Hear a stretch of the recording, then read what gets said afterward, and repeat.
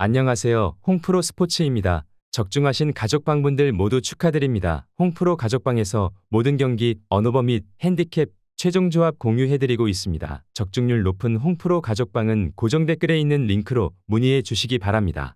9월 7일 UEFA 네이션스리그 6경기 분석 시작하겠습니다. 첫 번째로 웨일스 대 튀르키예 경기 알아보겠습니다. 먼저 웨일스는 유로 예선에서 탈락하며 본전 진출에 실패한 전력이다. 레전드 출신 벨라미 감독을 선임한 상황이다. 존슨과 무어의 침투와 제공권을 노리는 속공으로 대응할 것으로 보인다. 다만 이들의 핵심 공격 자원인 제임스가 부상으로 낙마했기에 속공의 위력이 떨어질 수밖에 없는 상황이다. 백스리는 로버츠와 로돈, 데이비스가 구성할 것으로 보인다. 나름 준수한 이름 값을 자랑하지만 백스리 시스템에서 호흡을 맞춰본 전적이 없는 상황이다. 무실점을 기대하기는 어려움이 따를 것으로 보인다. 이어서 튀르키예는 유로 본선에서 8강이라는 고무적인 성적을 냈다. 이번 경기 역시 차라노글루와 귤러, 일디즈의 빌드업 및 개인 능력과 일마즈의 침투를 노리는 지공 전개를 보여줄 것이다. 확실하게 화력 차이를 보여줄 수 있을 것으로 예상해본다. 수비 라인을 구축하는 세윤주와 카박이 모두 이탈한 상황이지만 그럼에도 이미 유로에서 좋은 활약을 보여준 바가 있는 데미랄과 바르닥치가 준수한 호흡을 보여줄 수 있을 것으로 보인다. 이번 매치업은 튀르키예가 일방적으로 경기를 풀어갈 수 있을 것으로 보인다. 튀르키예의 공수 밸런스는 체계가 갖춰지지 않은 웨일스에 비해 확실히 우위에 있다. 1, 2선 자원의 위력적인 시너지 효과로 무난한 승리를 얻어낼 수 있을 것으로 보인다. 튀르키예 승리를 추천합니다. 두 번째로 코소보 대 루마니아 경기 알아보겠습니다. 먼저 코소보는 유로 본선 진출에 실패한 약체 전력이다. 제그로바와 무리키, 라시차로 이어지는 3톱은 나름 준수한 편이다. 베리샤와 렉샤비카이의 전진 패스를 통해 나쁘지 않은 공격 전개가 예상된다. 수비 라인을 구성하는 라흐마니와 알리티의 호흡이 나쁘지 않은 것은 사실이다. 최전방 화력이 약한 루마니아를 상대로 나쁘지 않은 수비 조직력을 보여줄 수 있을 것으로 보인다. 이어서 루마니아는 유로 본선에서 16강이라는 나쁘지 않은 성적을 기록했다. 루체스쿠 감독이 다시금 대표팀에 복귀했다. 만과 미하일라의 솔로 플레이 능력은 나름 준수하다. 하기의 전진 패스 능력 또한 나쁘지 않다. 다만 최전방의 드라고스의 영향력이 다소 떨어지는 모습이기에 대량 득점까지는 기대하기 어려운 게 사실이다. 부르카와 드라고신의 수비 라인은 이미 유로에서 훌륭한 호흡을 입증한 모습이기에 코소보를 상대로도 충분히 자신들의 저력을 증명할 수 있을 것으로 보인다. 수비 밸런스를 중시하는 두 팀이 만나는 매치업이다. 코소보가 나름 경기를 주도할 수는 있겠지만 이들은 루마니아의 촘촘한 수비 조직력을 감당할 재량이 없어 보인다. 루마니아 역시 최전방의 아쉬운 결정력으로 인해 결국 지루한 승부가 예상된다. 무승부를 추천합니다. 영상은 잘 보고 계신가요? 핸디, 언오버 및 최종 조합 공유받아 보실 수 있는 가족방 입장 방법 알려드리겠습니다. 첫 번째로 영상 하단에 댓글을 클릭해 주세요. 두 번째로 댓글에 링크를 클릭해 주세요. 마지막으로 채팅 참여하기 후 메시지 주시고 답장 기다려 주시면 됩니다. 나가기 하시면 가족방 입장 시켜드릴 수 없습니다. 언제든 편하게 문의 주시기 바랍니다. 세 번째로 슬로베니아 대 오스트리아 경기 알아보겠습니다. 먼저 슬로베니아는 유로 본선에서 16강이라는 고무적인 성적을 기록했다. 스포라르와 세슈코의 침투를 노리는 단순한 역습을 전개할 것이다. 다만 날카로운 패스를 공급해 줄 수 있는 자원이 세린 하나뿐인 만큼 날카로운 공격 전개는 기대되지 않는 상황이다. 수비 라인은 꽤 견고한 모습을 보이는데 드로크시치와 비올은 이미 유로에서 훌륭한 수비 조직력을 보여줬었다. 대량 실점은 내주지 않을 수 있을 것으로 보인다. 이어서 오스트리아는 유로 본선에서 16강이라는 나쁘지 않은 성적을 기록했다. 바움가르트너의 공격 조율 능력은 이미 유럽 무대에서 입증받았다. 다만 이들 역시 최전방 아르나우토비치의 노세화와 더불어 슈미드와 자비처의 개인 능력이 아쉬운 만큼 대량 득점이 쉽지는 않을 전망이다. 대표팀에서 삼선과 센터백을 가리지 않고 활약 중인 알라바의 부상으로 라이나르트와 단소가 호흡을 맞추고 있다. 그럼에도 라이모와 세이발드의 수비 가담으로 훌륭한 수비 밸런스를 보여주고 있는 모습이다. 오스트리아가 일방적으로 경기를 이끌어갈 수 있을 것으로 예상된다. 슬로베니아의 역습은 후방 밸런스가 좋은 오스트리아를 감당하기 어려울 것이다. 오스트리아가 결국 1, 2선 자원의 개인 기량을 통해 신승 정도는 성공할 수 있을 것이다.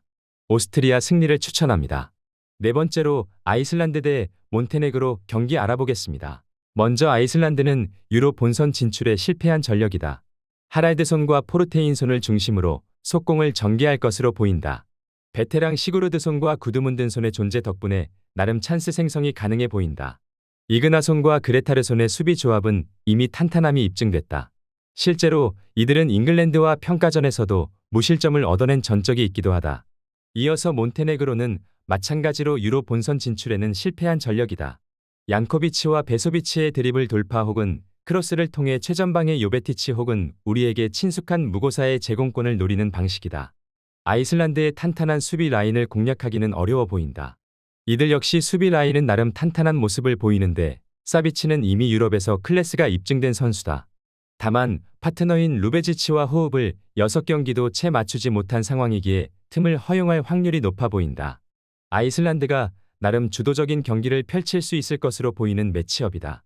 다만 이들의 공격 전개는 다소 답답한 성향을 보여주는 편이다. 그럼에도 3선에서 창의적인 패스가 가능한 상황이기에 승리를 가져갈 수 있을 것으로 보인다. 몬테네그로의 답답한 공격 전개로는 반전을 만들어내기 어려워 보인다. 아이슬란드 승리를 추천합니다. 영상은 잘 보고 계신가요? 핸디, 언어버 및 최종 조합 공유받아 보실 수 있는 가족방 입장 방법 알려드리겠습니다. 첫 번째로 영상 하단에 댓글을 클릭해 주세요. 두 번째로 댓글에 링크를 클릭해 주세요. 마지막으로 채팅 참여하기 후 메시지 주시고 답장 기다려 주시면 됩니다. 나가기 하시면 가족방 입장 시켜드릴 수 없습니다. 언제든 편하게 문의 주시기 바랍니다. 다섯 번째로 벨기에 대 이스라엘 경기 알아보겠습니다. 먼저 벨기에는 유로에서 16강이라는 다소 아쉬운 성적을 기록했다. 지공과 속공을 함께 활용하는 운영 방침을 보여줄 것이다. 다만 주포인 루카루가 팀 적응 이슈로 소집 명단에서 제외됐다. 결국 대 브라위너와 도쿠, 오펜다를 중심으로 공격이 전개될 것이다. 다만 이들 역시 상당히 위협적인 패스와 돌파, 침투를 모두 갖춘 자원들인 만큼 나쁘지 않은 결과물이 예상된다. 유로 때 수비 라인을 책임졌던 베르통원이 대표팀 은퇴를 선언했다. 파스의 파트너로는 테아테가 출격할 것이다. 다만 이들은 호흡을 맞춰본 전적이 다소 적다. 그럼에도 3선에서 오나나의 수비 가담과 함께 이스라엘의 역습을 방어할 것으로 보인다. 이어서 이스라엘은 유로 본선 진출에 실패한 전력이다. 상대가 강호인 만큼 솔로몬과 바리보, 아바다를 중심으로 속공 전개를 펼칠 것으로 보인다. 다만 3선의 페레츠와 사프리 같은 자원들이 벨기에의 배후 공간을 향해 양질의 패스를 공급할 수 있을지 의문이다. 결국 엉성한 역습이 예상된다. 수비 라인은 대대적인 세대 교체가 진행 중이다. 아직 대표팀에서 호흡을 맞춰본 전적이 거의 없는 셜모와 나츠미아스가 수비 라인을 구성할 것으로 보인다. 그나마 다행인 점은 이들의 소속팀이 같다는 점이다. 대참사는 막을 수 있을 것으로 보인다. 벨기에의 주도적인 경기를 충분히 기대해봐도 좋을 것으로 보이는 매치업이다. 이들의 공격 화력이 평소 같지 않다는 것은 사실이지만 기량 차이가 상당한 1, 2선 자원들을 통해 충분히 무난하게 승리를 얻어낼 수 있을 것으로 보고 있다. 이스라엘의 수비 라인은 체급 차이를 극복하기 어려울 것으로 보인다. 벨기에 승리를 추천합니다. 여섯 번째로 프랑스 대 이탈리아 경기 알아보겠습니다. 먼저 프랑스는 유로에서 4강이라는 나쁘지 않은 성적을 기록했다. 이번 경기에서도 그리즈만과 음바페, 덴벨레가 공격을 이끌 것이다. 다만 추아메니와 카마빈가가 모두 부상으로 낙마하며 캉테와 포파나 귀행두지라는 다소 투박한 미들 조합이 구성될 듯하다. 대량 득점 가능성은 다소 떨어지는 상황이다. 수비 라인은 유로에서도 좋은 활약을 보여준 살리바와 우파메카노가 그대로 출격할 것으로 보인다.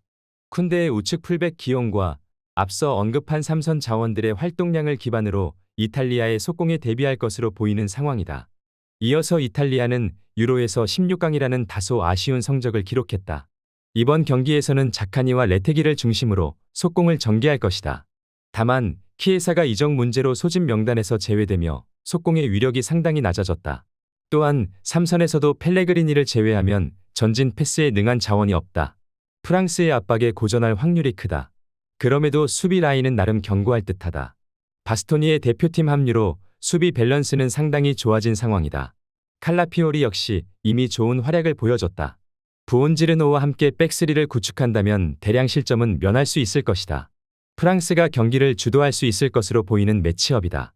이탈리아의 역습은 프랑스의 수비 밸런스를 공략하기 어려울 것이다. 프랑스 역시 세밀한 공격 전개는 어려운 상황이지만 공격 라인의 체급 차이를 통해 결국 신승을 거둘 수 있을 것이다. 프랑스 승리를 추천합니다.